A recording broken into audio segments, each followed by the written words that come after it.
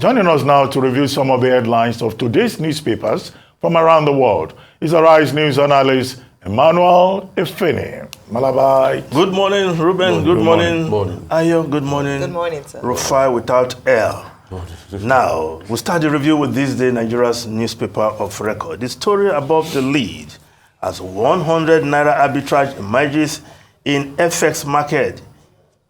EIU predicts return of dual exchange rate before year end. Argues that CBN lacks experience for floating currency. I&E window 775.76 naira to the dollar. Parallel market 870 naira to the dollar. FX unification. MTN, Nestle, Dangote Cement, others suffered 486.82 billion naira losses in Q1. No, first half of the year. Tinubu appoints Obazi special investigator for CBN. Well, what's happening to the naira? The harmonization that we all hailed, celebrated, seem to be coming with a gap again. It's not working. It's not working. Rufai, classical economies stop deceiving themselves in this country. Rufai, it's not working. They are seeing the facts. We are floating the naira. Okay. And the CBN is managing the naira. Okay.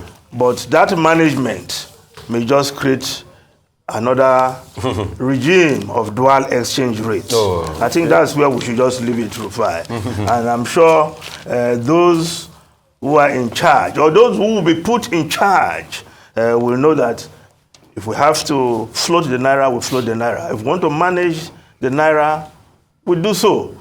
Or as it is being done in the past. If we want to defend the naira, we do so.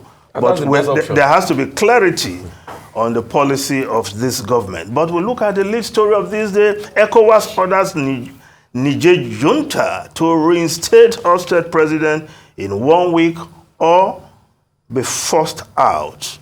Most other actions if demands not met. Imposes sanctions, don't send troops here. Coup leader, warn regional leadership. Military action may be counterproductive.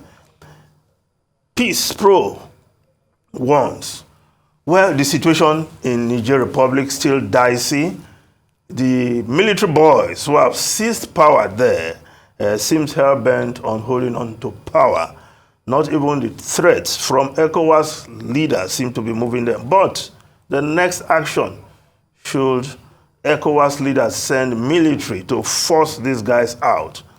But for wherever it is, what is happening in Niger Republic is still the internal affairs of that country. But again, in a region where the recent preaching of democracy as should be the order of the period, and we have seen a lot of democratic breaches where military boys come, boot out the civilian government. But what will happen in the past, in the case of Côte d'Ivoire, in the case of Gambia, where former President ECOWAS put pressure, used whatever force. Those were civilian governments that refused to leave power after being defeated. But these are military boys who have come to take charge in their own terms. What will happen if they refuse to restore democracy in 1 week and military force is sent into that country? A novel situation that is about unfolding as we speak. Now, if we look at other newspapers reporting this story, of course, the Nation newspaper also reporting this story. ECOWAS threatened military action against Niger Junta. Tinubu-led sub-region body gets AU, US, other backings. Sanctions slammed on country coupists. Will Niger Republic Junta surrender? Is a question analysts are asking in the face of the groundswell of opposition to this latest military coup in West Africa. Now, the other story there in the front page of the Nation newspaper, NECA orders to NLC. Protests will hurt fragile economy. Criminals hijack likely Falana. It's not illegal for NLC to go on strike. Now, the Daily Trust newspaper also reporting this story. Niger, coupists seek Russia's help as ECOWAS moves military action. Clash imminent as regional body orders border closure. No fly zone. Chief of Defense Staff asked to act. French embassy attacked. U.S. considers cutting off ties. Military intervention will be catastrophic. An expert is warning. Now, below that story, just below the photograph, troops deployed in states as Nema warehouse looted in Adamawa. You can see people moving with looted bags of rice. Fintiri declares curfew as 4 hoodlums killed, 80 arrested. States yet to receive grains 10 days after Tinubu's directive. Well, there can be no excuse for looting, but people are hungry. And I think that message should be well taken by the government, federal and the subnationals, that people are waiting too long for this palliative to trickle down or even to come at all. And what happened in Adamawa, not something that is cheerful, but clearly the message is that people are hungry, but there can be no excuse for criminality. Now, the Nigerian Tribune newspaper, Tinubu orders probe of CBN, names Obazi as special investigator, directs him to work with relevant security anti-corruption agencies, demands report on public wealth with corrupt individuals establishment. Well, President Bola Ahmed Tinubu fighting corruption in his own way, but the focus, the gaze, has been on the CBN, where, of course, the suspended governor of the central bank still languishing in the DSS custody.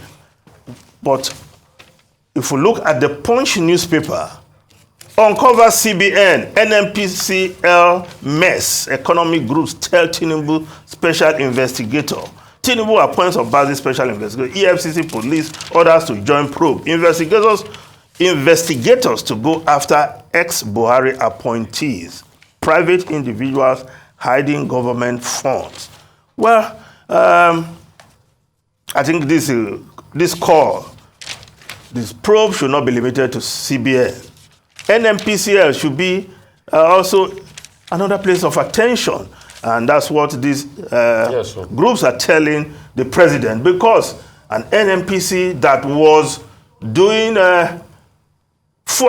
crude swap, take our crude, bring refined product, yet we're still subsidizing on the recovery and all that. I think there needs to be some focus on what has transpired in the last 8 years of NNPC, of this crude swap and importation of fuel at the same time. If we just look at one foreign newspaper quickly, Financial Times of London, Financial Times, yes. Britain makes it cheaper to pollute by watering down carbon market scheme. Emissions trading reform weakened. Prices undercut Europe. Fresh challenge for green targets. Yes, Britain saying that, look, they are not going to bear the burden of zero emissions alone.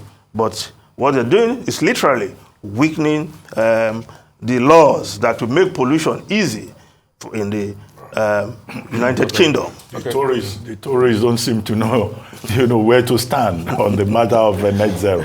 I was quoting Sir Tony Blair the other day, yes. Saying that Britain cannot bear the burden alone. But I understand we have to go, and there is breaking news, which is that President Bola Ahmed Tinubu will make a broadcast to the nation today at 7 p.m. on television, radio, and other stations, and all media outlets are enjoined to hook up to the network services of the Nigerian Television Authority and Radio Nigeria for the broadcast. The statement is signed by Dele Alake, Special Advisor to the President on Strategy and Communication.